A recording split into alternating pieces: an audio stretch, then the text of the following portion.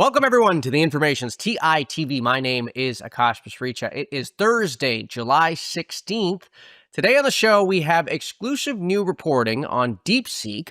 Our Asia Bureau has gotten wind of the company's latest financials as it potentially looks to a Shanghai IPO as early as next year. We're then covering New York's attempt to limit data centers from being built in the state and President Trump's reaction. We'll also dive into a major shakeup at Microsoft. The tech giant's security division is undergoing a significant restructuring. Microsoft reporter Aaron Holmes will join us shortly to unpack his exclusive on what is happening behind closed doors. And finally, we're going to take a look at the debate on whether AI companies should give Americans a share of their profits. We'll talk to one VC with a strong opinion on this. It's going to be a great show, so let's get right on into it. DeepSeek could be marching towards an IPO, and the Information published exclusive new reporting this week on the company's latest revenue traction. I want to bring on Jing Yang, our Asia Bureau Chief, to walk us through what we know. Jing, welcome to the show. It's great to have you here. Hi, Akash. All right, so what do we know about DeepSeek's financials? Yeah, so we reported earlier this week that the company's annualized run rate is approaching $500 million. That sales, that revenue mostly came from selling cloud-based access to their latest flagship model called V4. And I just want to give you the context. V4 was launched in about 3 months ago. So if That's you a lot. factoring that, yeah, that is not a small amount. What about margins? What do we know about profitability? So we know that the gross profit margin from selling cloud-based access to V4 is somewhere between 70 to 80%. And again, I want to give you the context to that percentage.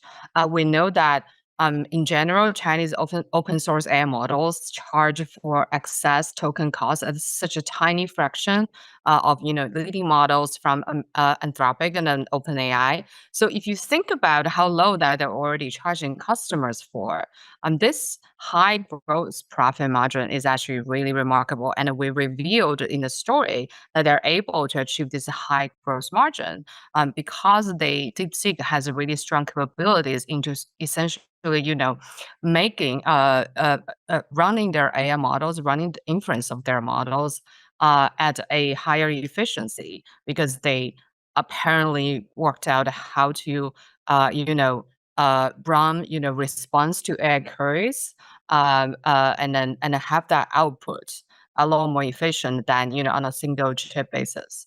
Well, and Jing, I should point out, this is staggering. I mean, 70 to 80% gross margins.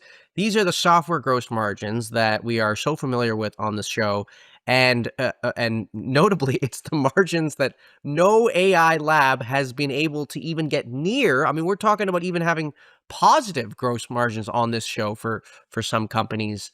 So that is very much a staggering finding. Tell me, if the financials of the company are so strong, at least on a unit economics basis, why is it then looking to raise money again? So let me just say that there's actually a lot of people waiting to see if they can actually keep up this kind of high gross margin. Number one. Number two, as you know, we're living in an era where there's a new model, that drops every couple of days.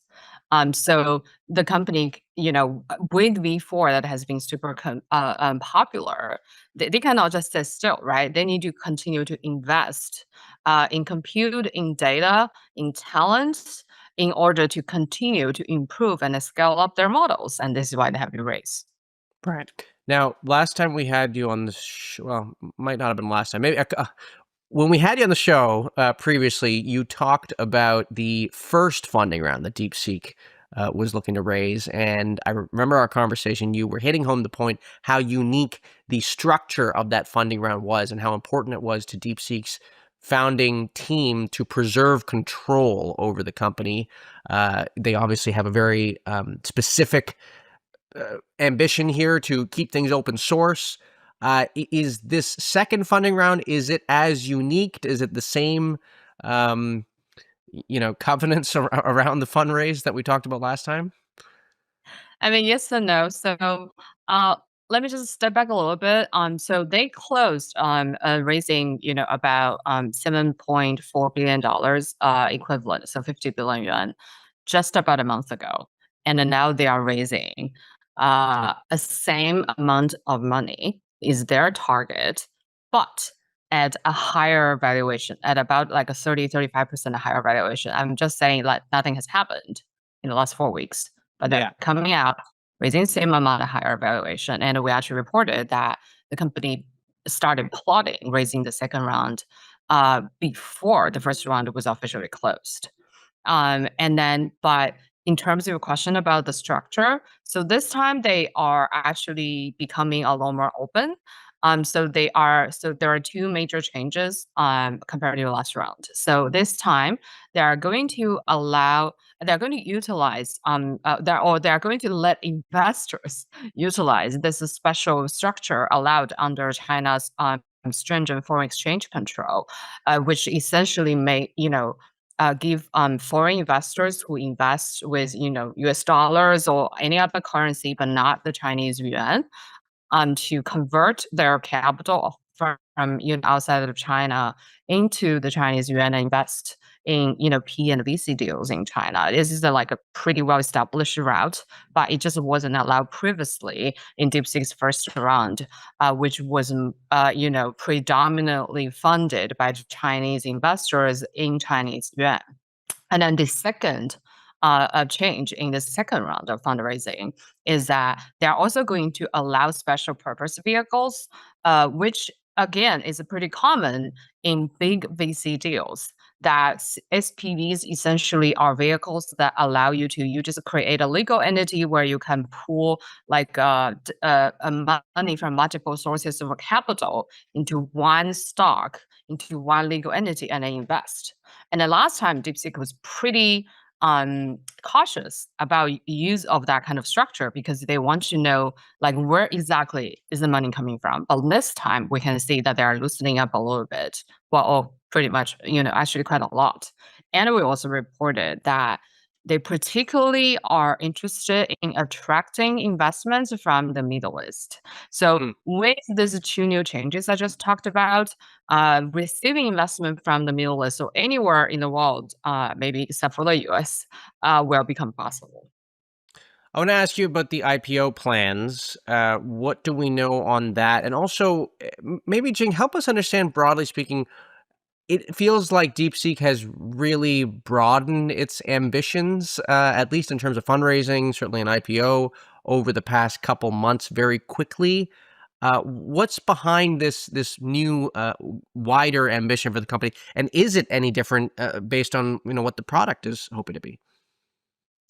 So the company has already hired investment banks to start preparing the paperwork and what else that is needed for an IPO. They're hoping to file the application this year, and then if it's approved, then they're hoping to list as soon as next year. And the background here is that in China stock market, any company that wants to go public has to go through this so-called guidance process, which essentially the first step is you have to hire investment banks, and these banks basically then act as your teacher and teaching you what do you need to do in order to be IPO ready. And that process usually takes quite a number of months and even up to a year or longer. So they are already sort of in that preparation stage. And then to your other question, the simple answer is that we don't know if anything changed. We reported just a month ago again that after the closing of the milestone first round, that they are very AGIPO'd, that they are not they're not rushing into commercialization. So our understanding is that this sales and the margin, despite how remarkable they are that we just talked about, is not something that they deliberately, trying to pursue. They weren't like, going all out marketing or whatever to get all this revenue. It's just like, sitting there and then before it's popular and then people wants to use it and then the money was coming in. And then we will be obviously closely watching this, and I would love to come back again to talk about whether anything has changed in terms of mandate or the mission of the company Right. after we find out. It's the next big reporting question. That's certainly for sure. Sure. Jing, before we let you go, I want to ask you very quickly about a story that Channer Liu, our colleague, published about ASML. Her reporting suggests that the chip equipment manufacturing company, this is a different brand of company that we've talked about on the show, they make the tools that make the chips. They are now open to raising their prices. What do we know about that? So ASML is a Dutch company, and then they have an absolutely unique position in the global semiconductor manufacturing chain. They are the only supplier of EUV extreme ultraviolet lithography machine that is essential in the production of advanced chips, especially AI chips. You didn't even But stutter over that. You just said that as if it was like, a MacBook. That was impressive. I did rehearse before I got up. Okay. Um, but let They me make just the tools, they explain. make the chips. But let me just explain very quickly what these machines are. They are think of them as extremely sophisticated, complex, intricate printers that can print transistors of the width of just a couple nanometers onto light sensitive silicon wafers. Okay. Let's So and then these machines sell at least a couple $100 million a piece. And then now, the company, ASML, now wants to raise prices of these machines, and their customers are companies like TSMC, Samsung, HK Hynix, and whose customers are, Nvidia, Apple, etc. and so let's talk about the reaction from the customers. I mean, what does TSMC think of this? So TSMC has resisted in ASML's demand for raising the prices.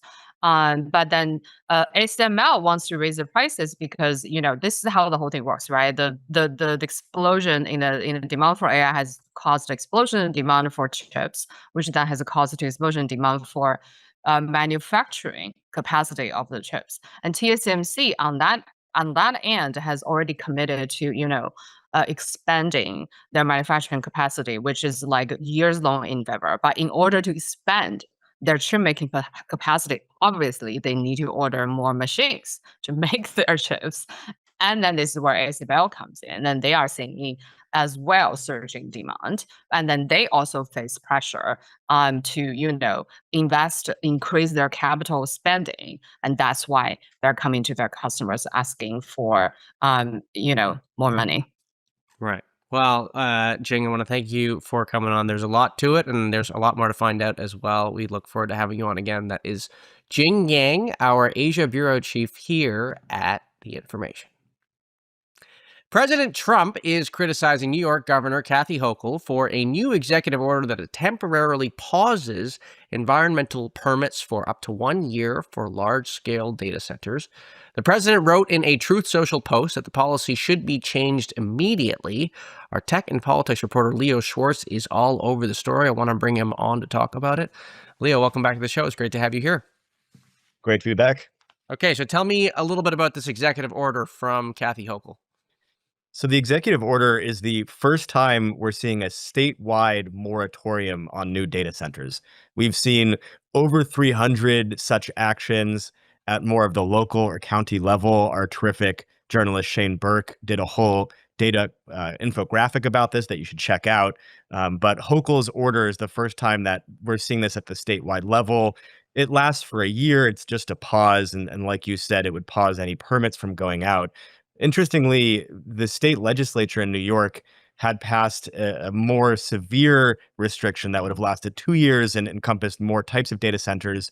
But Hochul did this as almost an intermediary, something that can be done for just a year as they work out a more long-term solution. So, were there a lot of data center plans in New York? I mean, we live in New York City, and I try to get out of the city as much as I can. But I haven't seen them. But I guess there's a lot of them upstate. Or what's the deal? You can go for a nice scenic drive in the Hudson Valley and try to find your own data center. I was Actually, gonna say, I was like, I hope they don't ruin the Hudson Valley. Like, I'm a big fan of the Catskills. New York is one of the most active states for data centers. The Pew Research Center found that it was in the top 10 states which we reference in our article on it. It's also one of the top states for a lot of concerns over what data centers could mean. And I think one of the most interesting dynamics here is that Hochul is a Democrat, but she's certainly a more centrist, pro-business Democrat. And the way that she framed this moratorium is not what you're seeing in more extreme rhetoric against data centers and fears over AI or full-on opposition to AI. It's basically saying, let's have a pause so we can figure out the impact that data centers are having on communities so that we can try and work together between the companies building these, the hyperscalers, and local communities and make sure they're being done in an economically safe and responsible way. What's the reaction been to the executive order? Well, Trump didn't like it. he I know he he took didn't to like it. he took to Truth Social to blast Right. it, which might have been expected. Besides that, data centers are a really interesting issue. They have both bipartisan support and extreme opposition. This isn't just a right-left issue. You've seen a lot of right-wing states, or right-wing led states, I should say, like Florida and Texas, consider their own moratoriums. Well, so let's Yeah. let's talk about that. So Trump didn't like it, but it seems like there's support on both sides to this issue to some extent, depending on what state you go to. You're seeing a strange alliance form. It's very multipolar in terms of where people stand on AI and on data center buildouts, where a lot of the anti-regulation people normally, like Ron DeSantis, the governor of Florida, are also wary of the economic impact or job displacement or other fears of AI, as well as just what it means to have a giant looming data center in your community. And they've joined a lot of more left-wing people, I would say, in opposing build-out. Hochul is more in the middle. She says she's interested in AI, but wants to do it responsibly. Trump, of course, vacillates between the two. You have both the extreme anti-regulation part of the Trump administration, exemplified by David Sachs, who's no longer officially part of the administration, who's very pro build out of these things. And then there's also people like Steve Bannon, a top Trump advisor, who are pushing against what was proposed would go even further. And again, and she actually was on the Odd Lots Bloomberg podcast just today, stressing this isn't the type of thing where she wants it to be a 1-year pause and then another 1-year pause and then another 1-year pause. She really sees this as a stopgap to try and come up with a more sustainable solution. And it seems like her vantage point is not a full-on moratorium on data centers, but doing it in this more deliberate way. Right. Leo, I want to ask you about another story that actually came the same day as the New York executive order, and that was the Trump administration's executive order on AI cybersecurity. This was an initiative called Gold Eagle. What is the Gold Eagle? Very, very fun name for, unfortunately, I think a more boring project that I I'll mean, try. you gotta get people to pay attention to cybersecurity somehow. A You know? very exciting topic. I'm sorry, everybody should care about this. But you know what? I think we've got Aaron Holmes coming on in a minute. I think he would contend that cybersecurity is the most interesting part of the tech ecosystem. But let's talk about why Trump is so interested in it. Apologies to Aaron. I am not denigrating cybersecurity in any way. I think it could be the most exciting technological development. What's happening with Gold Eagle in particular is not the sexiest subject to come out of the executive order from early June on AI and AI cyber risks. Uh, the idea of it is it's a clearinghouse. So basically, if you have a ton of different AI models and labs who are each identifying different vulnerabilities on their own, that's being done in a sort of slipshod process. And of course, they might not really want to coordinate and share the vulnerabilities for competitive reasons. And the idea of this clearinghouse in the executive order is that it would be centrally housed, it would be run more by the government, and basically labs could submit vulnerabilities and you could come up with a shared response to them or work together on it. And Gold Eagle is the first iteration of that. The Trump administration announced that earlier this week on Tuesday.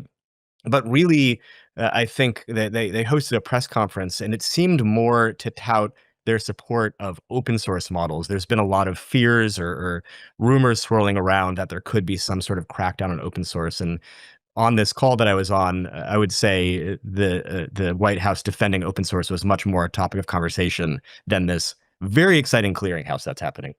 So, are companies likely to participate in this? I mean, what's their perspective on it? So the press briefing as well as the press release was very short on details, despite reporter questions to that effect. People tried to ask who's involved; they wouldn't share. They did say that Carnegie Mellon is helping run this, but it's unclear at this point how far-reaching this is, or even what it's been able to capture or do so far. So we'll have to find out those details. Um, Tell me, Leo, what kind of additional guidance are you watching for here on this topic? I mean, where is this story likely to go from here? So if viewers will remember, this executive order that came out in June had a lot of different components. The most significant part was this voluntary framework. So this system in which models can submit their models pre-release on a so-called voluntary basis, and the government would assess them, and then they could launch them. This would be for these new frontier models like Mythos or Fable or 5.6 out of OpenAI. This still has not been announced. It's supposed to happen in early August, and it will be a lot more significant than the clearinghouse that was just announced earlier this week. Great. Well, Leo, I want to thank you for coming on. That is Leo Schwartz, our AI and politics reporter here at The Information.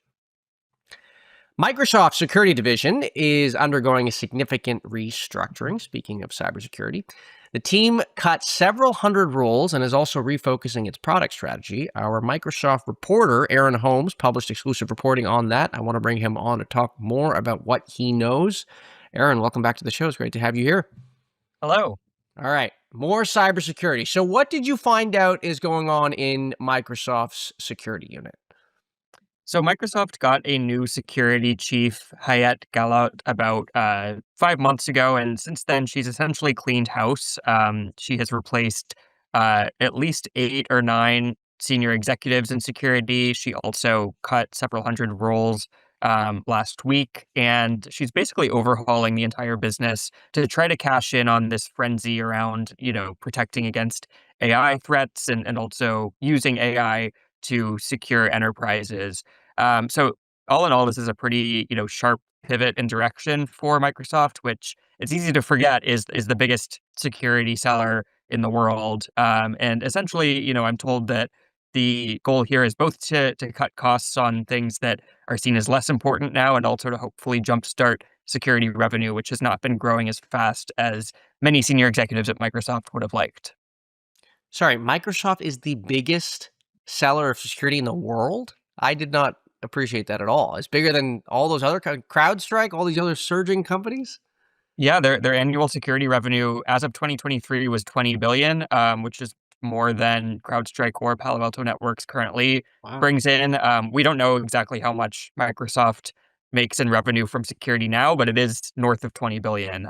So that makes it the number one.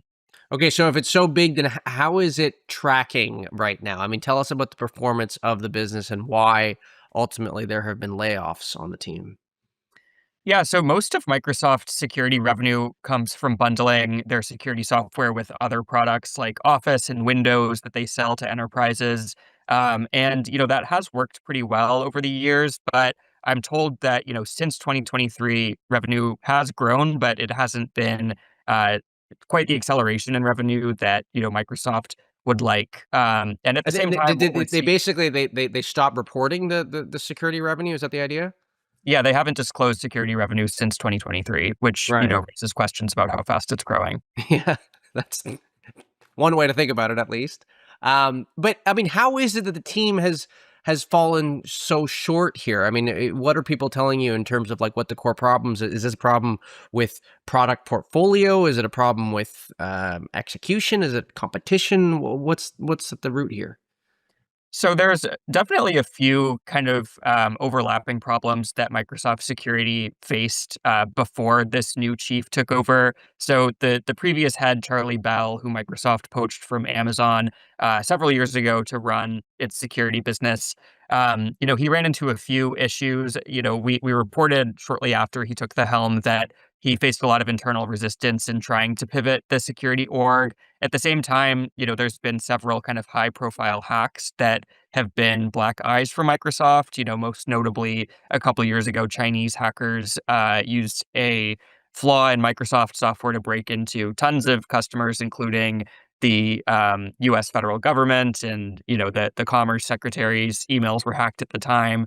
Microsoft was essentially given a run dressing down by the federal government, which squarely blamed Microsoft for those hacks. So that has not helped its security reputation, and I think also Microsoft now wants to sort of counter this narrative that it's not well positioned for the AI era, and it is facing new threats in security from the likes of Anthropic and OpenAI. And from what I've heard, this pivot and this overhaul that I just reported on is sort of meant to address that and make the company better positioned for this AI security era. And I mean, you wrote that the company's new product strategy is actually trying to mimic Anthropic in some ways. What did you mean by that? Yeah, so Anthropic released its Mythos model a few months ago, and just to recap, that sort of started this frenzy across the business world of companies being worried that models like this could be used potentially if they fall into the hands of hackers, they could be used to find vulnerabilities faster than humans could patch them. So, what's been happening since then is a lot of big companies are budgeting heavily to pay companies like Anthropic to use these models to scan their own systems for vulnerabilities, even though they are very expensive to run these advanced models. So what we're actually seeing now is that Microsoft is starting to put out similar products. They released a tool called M-Dash, which is essentially a multi-model version of Mythos. It uses Microsoft's own models as well as OpenAI and Anthropic models to scan company source code for vulnerabilities. So, they were pretty quick to sort of get on that trend. And I think we have yet to see how much sales that'll drive for Microsoft, but that's the type of direction that they're now taking in response to, how customers are thinking about security. We were talking with Carl Kierstead from UBS earlier this week about Microsoft's stock performance, and I was talking to him about the underlying issues that he thinks investors are concerned about. He pointed more so to the broad AI question and Microsoft's place in the AI race as a key consideration here. How much do you think investors are focused on Microsoft's security business as something that is dragging down the stock? I mean, how many ripple effects does this really have for the company? I don't think that necessarily investors look for security revenue as like something to peg the stock to, but I do think that it's sort of emblematic of what's happening more broadly across Microsoft's software portfolio, which is, it essentially has to keep convincing its existing enterprise customer base to spend more and more on Microsoft software sequentially. And in doing that, they have to prove, what we're offering is as valuable or more valuable than the similar things you can do with these new models from OpenAI and Anthropic directly. And so I do think that, if they can make a strong case that their security software is state of the art, that strengthens their ability to sell this bundle that includes Office and Windows and get customers to keep renewing, at higher price points to include more of those tools, which is definitely very important to the story that they're trying to tell and, to this effort to turn around the bad fortunes their stock has seen over the past year. Great. Well, Aaron, I want to thank you for coming on. That is Aaron Holmes, our Microsoft reporter here at The Information. The Information published a new op-ed this week from Scott Stanford, co-founder and partner of ACME Capital.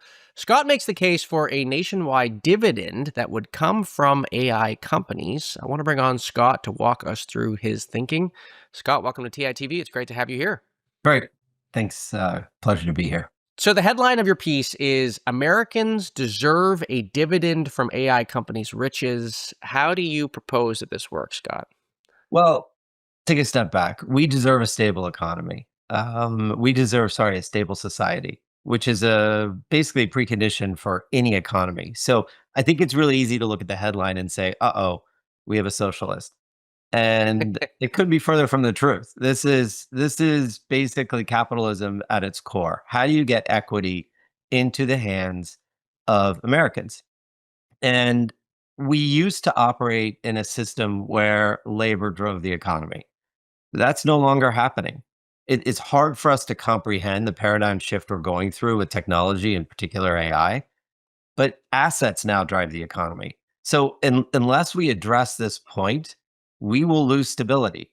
And history has plenty of examples of how that plays out. And I don't think that's a good outcome for us. When you say assets now drive the economy, I mean, unpack that a little bit. What is the transition that you're referring to here? Yeah. So I grew up in Indiana, and this whole piece was predicated on me hanging out with my 23-year-old nephew. Right. And we were Your driving by. LinkedIn post today was, an idea from a small town, for a bigger audience or something. Exactly. Now, to be fair, I live in LA and I lived in San Francisco for 14 years. So it's small town, big town logic. Yeah. But I was hanging out with him, and we drove by the Amazon plant. He literally closes his eyes and puts his hands up.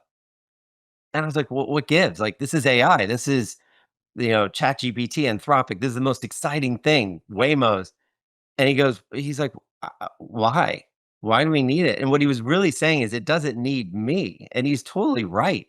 Like that plant in Amazon, I'm not picking on Amazon. Amazon's doing absolutely the right thing. There's like millions, tens of millions of dollars of capital per job in terms of equating the dollar value going into these things versus what it used to be with steel mills and auto plants and traditional business. That doesn't make sense when you look at the average earner is like 67K a year or 70K a year. So this is not like a haves and have-nots. This is not a rebalancing. This is like a massive, massive structural challenge we have. But I would argue it's an amazing opportunity. Right. It's like the best problem we could ever ask for. We created the largest wealth creating event in our history. And so the question is, how do we create a system that maintains a stable society that all can benefit from? So I want to sort of understand your thinking a little bit here. One of the things you wrote is the dilution for more owners would be offset by a much bigger pie here. So, I mean, this idea that, okay, so people get maybe a check. We'll talk about the mechanism in a second here, however Americans do benefit from it uniformly. But if they do all benefit from AI, you are contending that the pie gets bigger.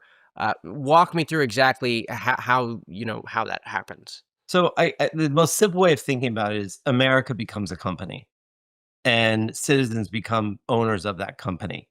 And the government does everything it can in its power to make the rest of the world the customer base. So instead of having, 340, 350 million people as your primary customers, go after the billions rest of the world. And this is basic venture math, right? I'll take dilution all day long on my cap table if I feel like it's increasing the pie.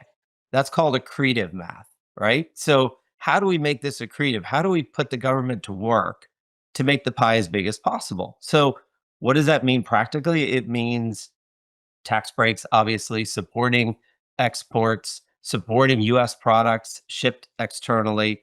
It also means high talent visas, bringing in the best talent of the world so America can hire those people to make America as a country a bigger company.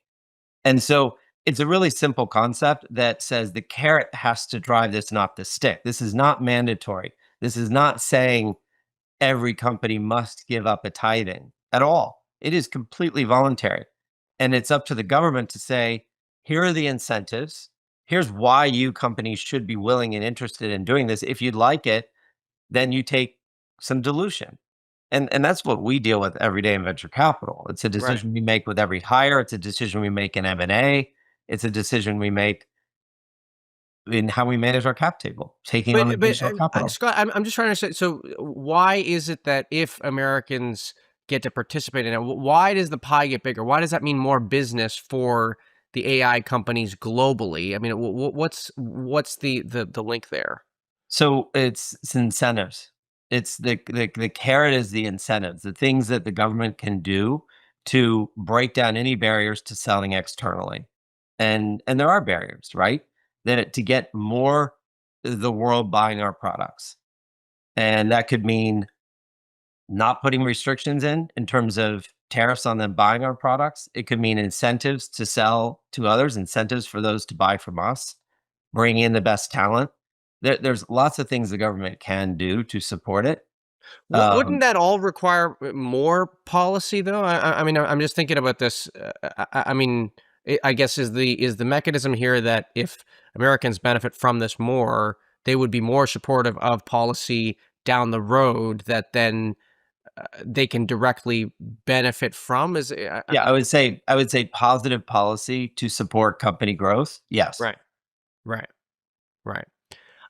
So what's been the reaction from you? You published this piece. I wonder what have people said about it? Um, it's been very positive. My wife was a little freaked out because she's like, "Wait a minute, are you socialist? I don't get it. Like we met, in business school." And then it took a minute. It's like, no, the furthest from it. I would say it's been very positive. Here's the thing that no one's talking about. Um, New Zealand has attracted billions of dollars from U.S. very wealthy U.S. people. Why is that? Because they're buying property. There's a conversation happening in every, private table of, well, where are you going to go if things fall apart? And I don't own property in New Zealand. I'm not trying to get citizenship in another country. Like I'm literally sitting here saying, we have this amazing opportunity. How do we support what we have? And there is a path forward. There is possibility, but it's going to require a lot of thought, people a lot smarter than me in terms of policy and how to enact these things. But I look at the simple equation that we Americans are sitting on the greatest wealth creation event in our history, the most powerful innovation we have ever seen. And what are we going to do with that? And how are we thinking about tomorrow? How are we thinking about stability in the system as opposed to near term one off deals? And when you look at a lot of what's happening today, whether it's the Intel example of the government taking a 10% stake, it's and some of the proposals of here, government take a stake. That is furthest from what I'm suggesting. I'm not suggesting the government takes equity ownership. That's going the wrong direction. I'm suggesting it goes into a fund, managed accounts, professionally managed, and redistributed to citizens. And by citizens, I mean good citizens, people that are behaving and part of the system and contributing in all sorts of ways to maintain a stable society. So this is not a call to action. This is not a specific legislative proposal. I am so not qualified to do that. This is a call to conversation, a call to thought, to throw it out there and say, hey, there's a really interesting thing going on here. Maybe we should all be thinking about the next 10, 20, 30 years and how we can construct a system that will give us the stability that we've taken for granted, frankly, and enjoyed for the last couple centuries. So help me understand this, Scott, since you've been studying the space. I mean, it's a good distinction, whether or not the government is owning something versus whether or not there's a separate fund owning something. Is that the distinction traditionally between a sovereign wealth fund and the government owning something? Is that traditionally how it works? Is that what you're pointing to, or is that a different distinction? No, I think that captures it. There was a comment in your in the information that one of the subscribers wrote in that was saying, "Hey, isn't this just a new form of capture?" And I would argue we already have capture today. We don't have rate cards. We have negotiated one-off deals. What capture meaning? Just explain what you mean by that. Well, just where the government is capturing more and controlling more. Right. And I'm saying this is non-voting shares. This is basically put in a fund that is distributed back to the people in the name of the people. And it's a rate card. It's a non-negotiable point. It is if you do this, companies, you get this. And there's a question of like, well, doesn't this just reinforce the incumbents? I don't think so, because the incumbents are the ones that want to keep innovation out. And so if you make this offer available to everybody, incumbents and new startups as well, it actually levels the playing field for startups. It says you don't need to have incredible lobbying efforts and persuasion over the government to get access to tariffs, access to tariff relief, I should say, access to tax breaks. No, here it is. You do this, you get this, whether you're a startup or whether you are, a behemoth. And the numbers are kind of mind-boggling. When you look at this, even as like single-digit % of a compounding asset, and you're smart about how you reinvest it, which we have plenty of really smart people, and AI is pretty good too about investing. You see this pie grow to a point where it is very material. Now, how that pie is distributed, this is where grifting comes in, this is where corruption comes in, and this is the problem we have with controlled governments throughout the world, where money and power drives corruption. So you need to put, and again, people way smarter than me can figure this out, but you need plain English, very black and white rules that say, this is not your money, government. This is the people's money. It will be invested in the following ways. It's going to be distributed in the following ways. Right. And it supplements Social Security. Social Security is based on labor, right?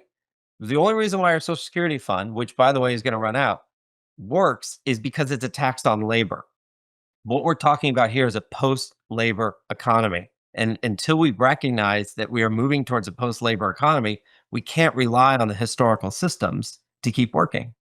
What do the AI companies think of the proposal that you've suggested? I did not consult them. It's the next step, but what do you think they would say? I think if you approach the topic with the way we approach everything in business, we have a proposal. We have these things to offer. We think something like this in return would be fair. And if they say no, then it's incumbent on us, the proposers, to go back and rethink the package. To your questions earlier, is it incentive enough? And if the answer is no, well, then back to the drawing board. But my hunch is the government, all branches of the government have a ton of power that can be applied positively for these companies, for any company that's building the next generation of technology and innovation, that they can put something on the table that companies go, yeah, that's an accretive trade. And so, sure, the devils are in the detail, and you cannot do this with a stick. You cannot muscle them. It has to, I truly believe it has to be a good deal. What I'm just trying to brainstorm here. What I'm trying to sort of distinguish here what a good deal for them could look like, and what more they might ask for, type of thing. So let's say you have this separate fund. They've taken a stake in a basket of these companies. It's a diversified pool of companies. I'm just trying to think about what they would ask for. I guess. Okay, so let's start at the basics. None of this works. AI, technology, Waymos, nothing, cars, it all breaks if we don't have power. Well, who controls power? The government, right? So it's very expensive to build power. Luckily, we have a next generation of power around the corner. We've got obviously next generation nuclear power from amazing companies like Oklo and others who are building some pretty unbelievable assets, but those are incredibly expensive to build. And you know who's funding a lot of that? Right now, the taxpayers are. There's taxpayer dollars, as it should be, going to these companies to help support them. Fusion. Someday we will have costless power. Who is funding that? The universities, the governments, not venture capitalists. Very few venture dollars go into these things because it's really hard to see that return in the kind of venture paradigm. And so the grant dollars are dwarfing the venture dollars. And that's a good thing. That's the system working. So power, number one, how do the AI companies get access to power? They have to buy it. So there's obviously an opportunity there to give them better pricing on power. Permits, how do they get land? How do they build something? How do they do it expeditiously versus with a bunch of red tape? Export licenses. Do you think I'm thinking about the this new climate of reviewing models, staggered releases, right? I mean, that is very much a reflection of concerns the government has over the safety of these models. Do you think that there could be a negotiation there, though, around how much review they have to? I wouldn't do that. That feels scary to me. And again, I would want to assemble the right group of people to have this conversation. I would nominate you with your questions. They're amazing. It's these sorts of questions that need to be asked, but I would not trade morals for values. I wouldn't trade. I wrote a piece on my newsletter about more propaganda. And again, I freaked out my wife when she read the title, but then the more you read it, it says, we need things that are positive propaganda. We've given over the propaganda agenda to social media and to technology, and we need to bring that back. So in the same way, we need kind of centralized morals, values, ethics. The good news is the people that put together our country had some pretty good ideas. If we start with the Constitution, if we start with the core principles of America and work from there, as opposed to ideologues and people trying to do revisionist history and trying to rewrite things, like, let's start at the core. It's not to say we need to evolve. We absolutely need to evolve. But get a group of people together and say, okay, we're not going to compromise on morals, values, ethics. Protecting people, protecting children, protecting society. Those are critical things we got to get right. But economic decisions, yeah. I think it is a fascinating idea, and I should say that it's a topic that we're going to be focused more on through our op-eds at The Information, and I look forward to covering it more on the show. Scott, I want to thank you for coming on and chatting with us. That was a fun chat. Scott Stanford, the co-founder partner of ACME Capital and the author of our latest op-ed here at The Information. That does it for today's show. A reminder, we are on this stream Monday through Friday at 10 a.m. Pacific, 1 p.m. Eastern. If you can't make it then, episodes are available on theinformation.com, on our YouTube channel, or wherever you get your podcasts. Make sure to follow us on social media, on X, Instagram, TikTok, LinkedIn. I am already excited for our next show tomorrow. Have a great rest of your Thursday. Bye-bye for now.